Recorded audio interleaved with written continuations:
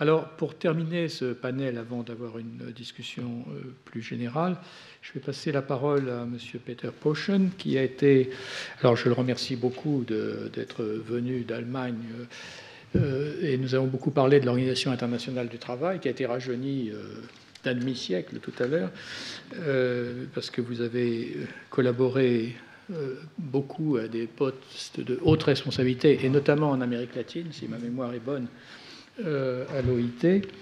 Et actuellement, bon, vous avez voyagé comme un certain nombre de hauts fonctionnaires de l'OIT à Addis Abeba, vous avez, avant d'aller en Amérique du Sud. Et actuellement, vous enseignez à l'université de Freiburg en Allemagne. Et au sein de l'OIT, je peux témoigner que dès qu'on parle de rapport entre travail et environnement, c'est votre nom qui vient tout de suite aux lèvres des interlocuteurs. Donc je vous suis particulièrement reconnaissant d'avoir accepté d'intervenir. Simplement, si vous pouvez vous aussi vous limiter à 20 minutes, on aura un petit moment pour discuter entre nous après. Vous avez des images aussi, je crois.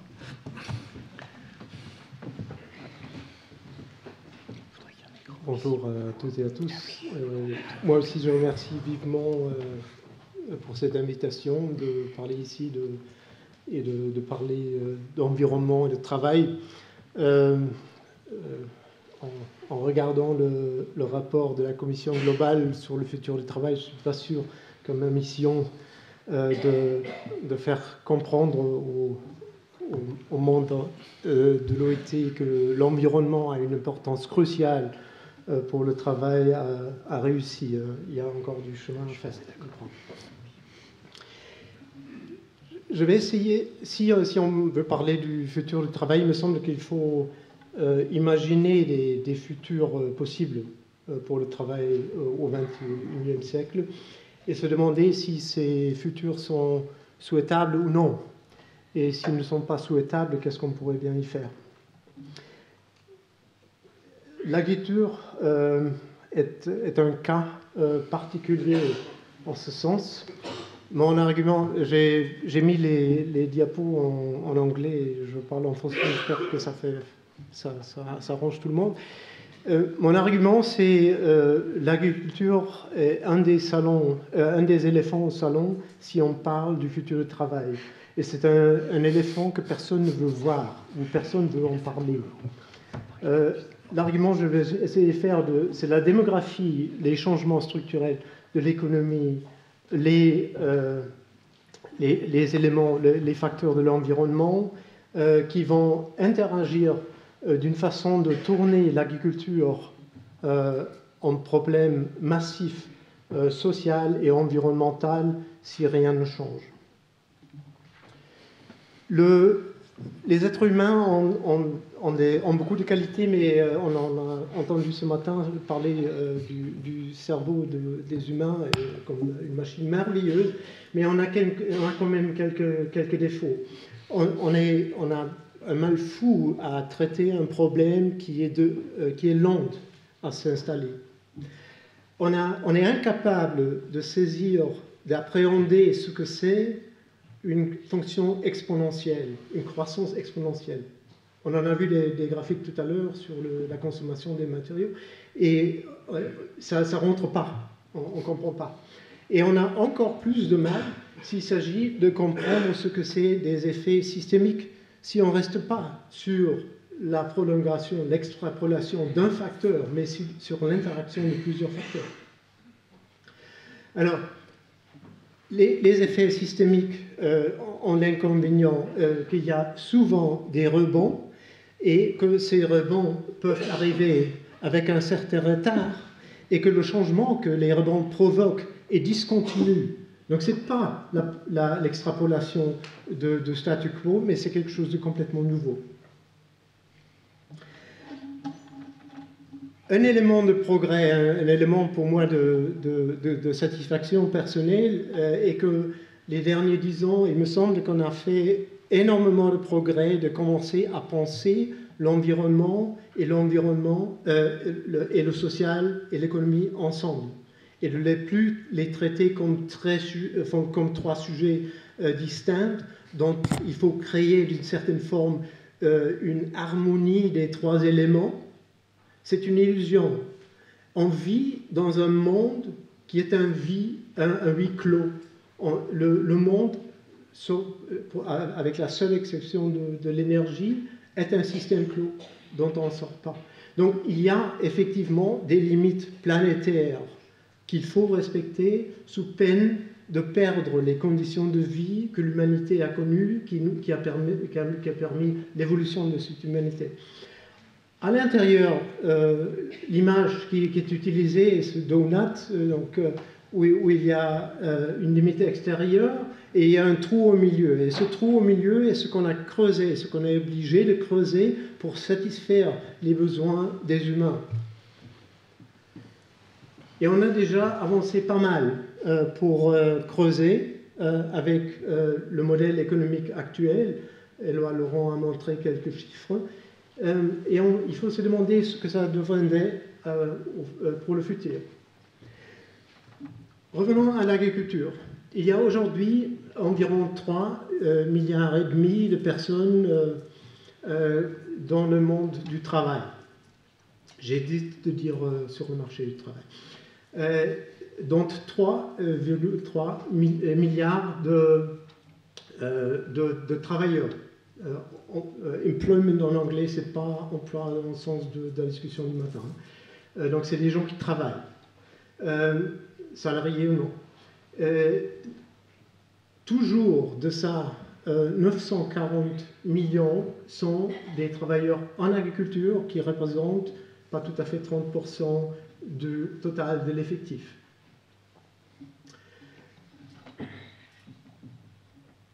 Si on regarde uniquement les moyennes et la tendance globale, on ne se rend pas compte des différences régionales qui sont extrêmement importantes.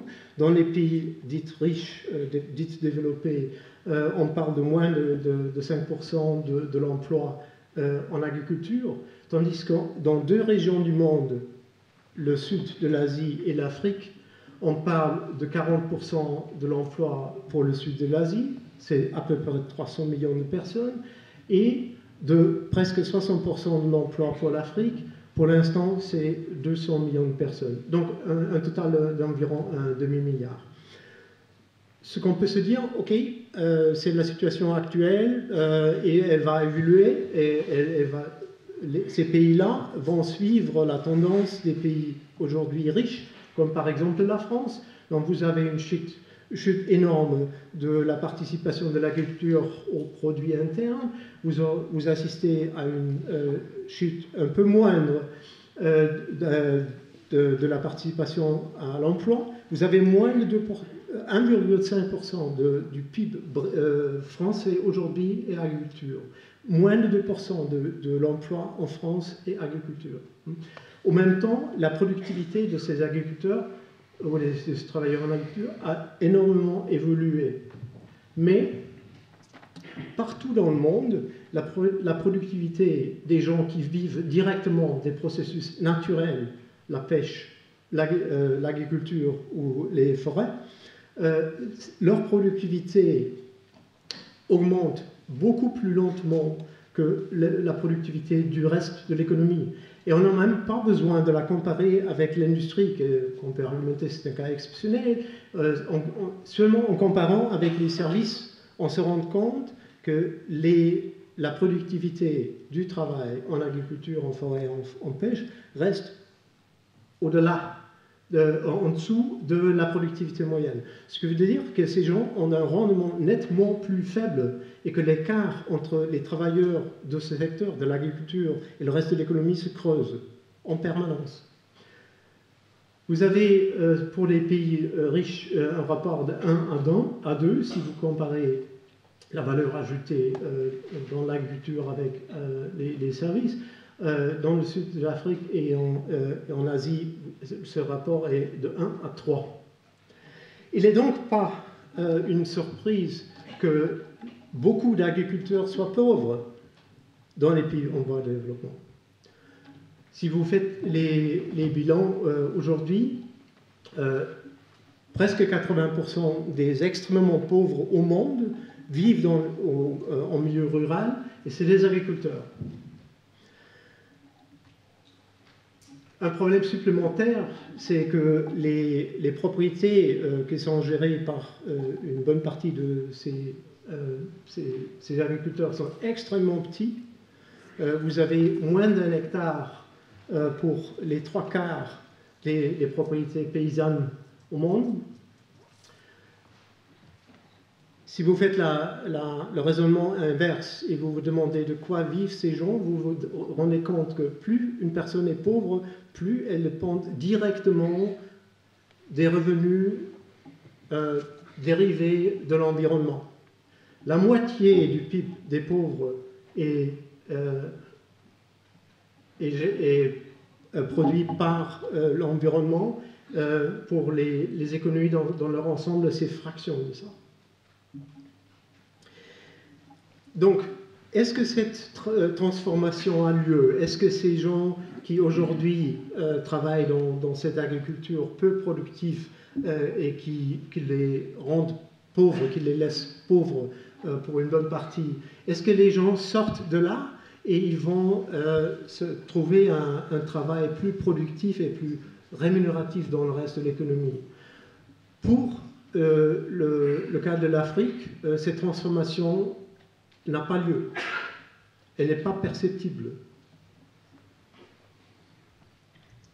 Ça, c'est une étude assez poussée qui a été faite par Louise Fox, qui d'ailleurs défend cette thèse que la transition est nécessaire et qu'elle est bénéfique, mais elle trouve qu'en Afrique, elle n'a pas lieu.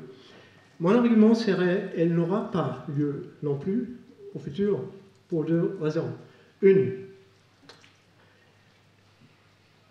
dans le sud de l'Asie, comme l'Afrique, sont sur une trajectoire qui aussi pour un certain temps est exponentielle de croissance démographique, et que cette croissance, elle mènera à une augmentation de la force de travail, les jeunes qui se présentent sur le marché du travail, qui va dépasser tout modèle, toute croissance imaginable d'un secteur productif de l'économie. Les deux continents, le sud de l'Asie, l'Asie dans son ensemble et l'Afrique en 2100, à la fin du siècle, auront une population ensemble de 9 milliards de personnes, c'est-à-dire nettement plus qu'on est aujourd'hui sur l'intégralité de la planète.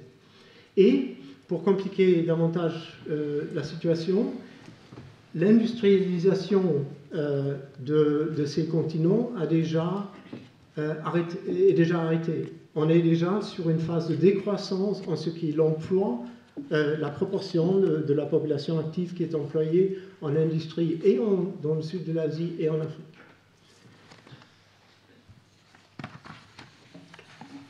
Donc, est-ce que l'agriculture sera capable, et donc ces jeunes qui vont arriver sur le marché du travail auront un mal fou à travailler un travail productif, ça c'est sûr.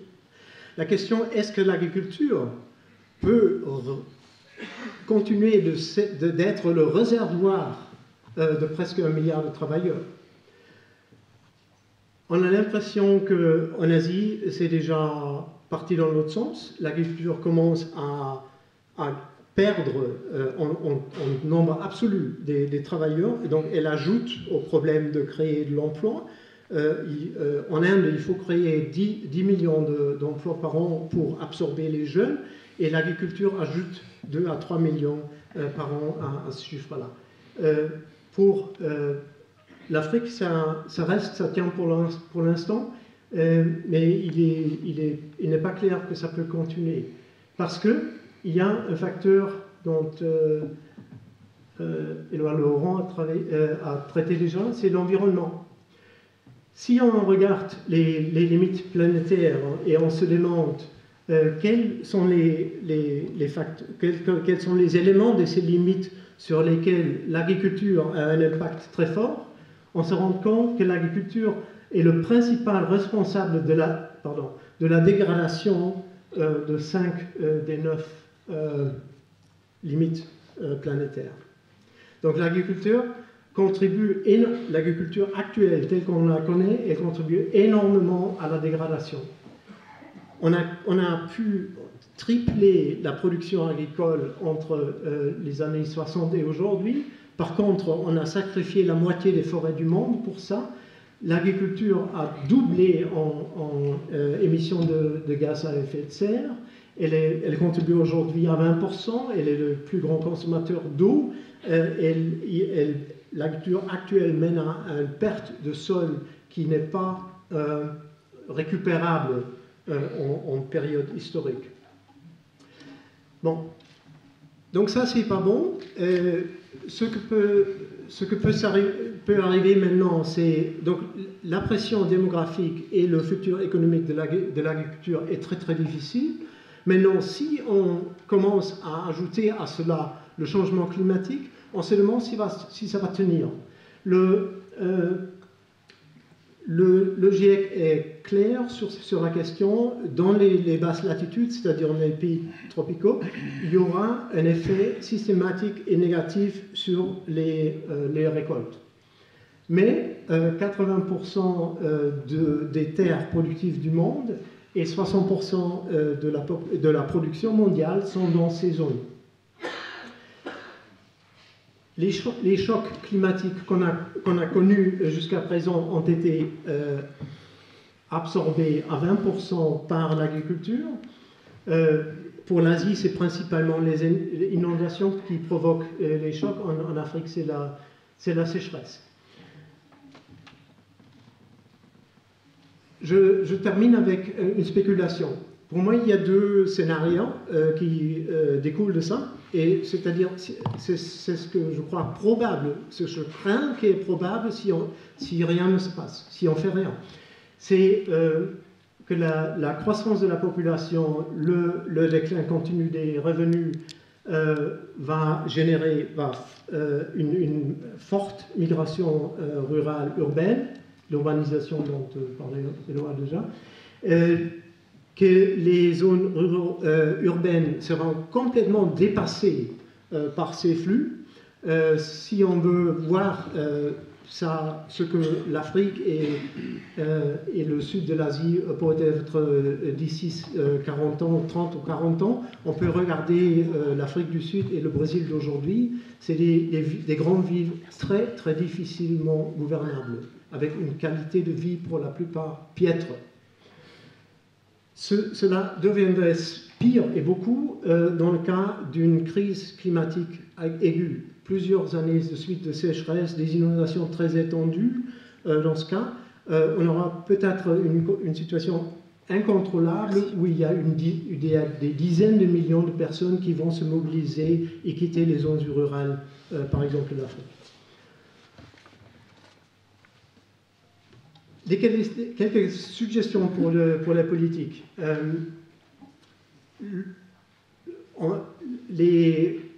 La réflexion aujourd'hui sous-estime totalement les conséquences qui peuvent, ou la dynamique systémique qui peut se développer dans le secteur de l'agriculture. Il n'y aura pas de convergence sur un travail typique au monde, et ça pose des questions, à mon avis, pour le BIT, pour une gouvernance du futur du travail. Retenir des travailleurs en agriculture, en agriculture paysanne devrait être une priorité.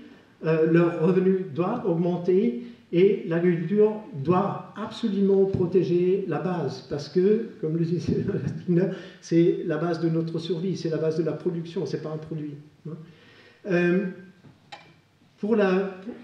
Il faudrait donc d'urgence commencer à réinvestir en petite agriculture.